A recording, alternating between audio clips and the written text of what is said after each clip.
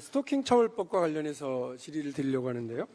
지검의 스토킹 처벌법으로 접수된 건수를 보면 법 시행 이후에 벌써 14,508건이고요. 또 그 지난 6년간 데이트 폭력으로 경찰에 신고된 건수는 무려 32만 6,500건이 넘습니다. 이제 갈수록 이런 유형의 사건들이 많아지고 있고요. 국민들은 상당히 걱정하고 계시는데 작년에 있었던 신당역 살인 사건 잘 알고 계실 거고요. 그때 국민들이 법원과 검찰을 질타할 때 법원이 그 가해자를 구속영장을 기각하는 바람에 구속영장 청구를 기각하는 바람에 이런 사건을 방치했던 거 아니냐라고 하는 비판이 있었던 걸 기억하실 겁니다. 근데 지금도 사실 보면 가해자와 피해자를 적극적으로 분리하려고 하는 조치가 잘 취해지지 않고 있고요. 특히 잠정조치 사후를 보면 법원이 잠정조치 사후를 통해서 최대 한 달 동안 유치장 또는 구치소에 가해자를 유치할 수 있잖아요.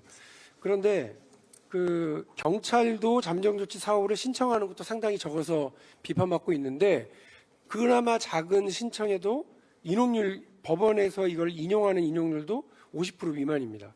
그러니까 스토킹 가해자로부터 피해자가 보호받기 위해서 필요한 적극적인 조치들을 잘 안 하고 있다 이런 지적을 하지 않을 수가 없고요. 또 하나는 법원에서 스토킹 범죄에 관련해서 처벌도 되게 소극적이다고 하는 통계 자료입니다. 자료를 보면 스토킹 범죄 처벌에 관한 법률 위반으로 1심 재판 가해자 중에서 18.6%만 징역형이에요. 그나마도 징역형이 선고되는 비율이 2022년에는 22.7에서 올해 상반기에는 15.5로 하락하고 있고요.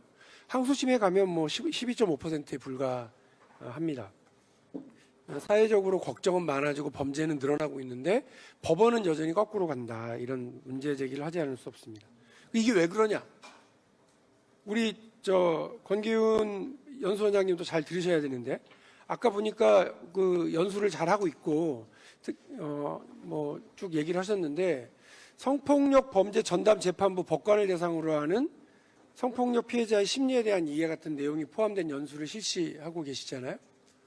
그런데 PPT 보시면 알겠지만 매우 중요한 교육인데도 불구하고 최근 5년간 연수에 참여 기록이 없는 법관 수가 작년 기준 164명입니다. 실제로 이수율은 68.3%밖에 안 되는데요. 이 164명 중에 52명은 온라인 자율이수를 2번이나 공고했는데 수강을 안 합니다.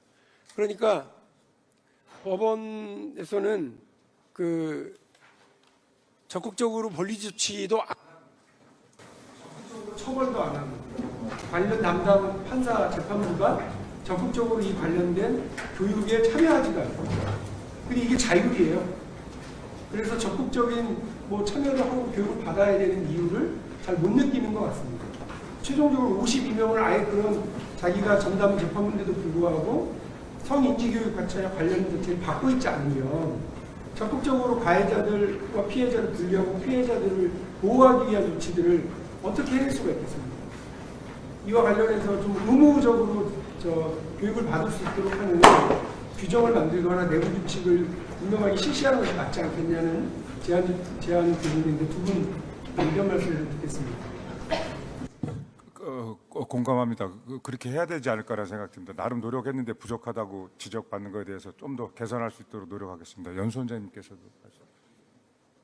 예, 지금 자율이술제 이행하고 있는데 그 부분에 대해 가지고 좀 더 실효성 있게 진행될 수 있게끔 그렇게 챙겨보도록 하겠습니다.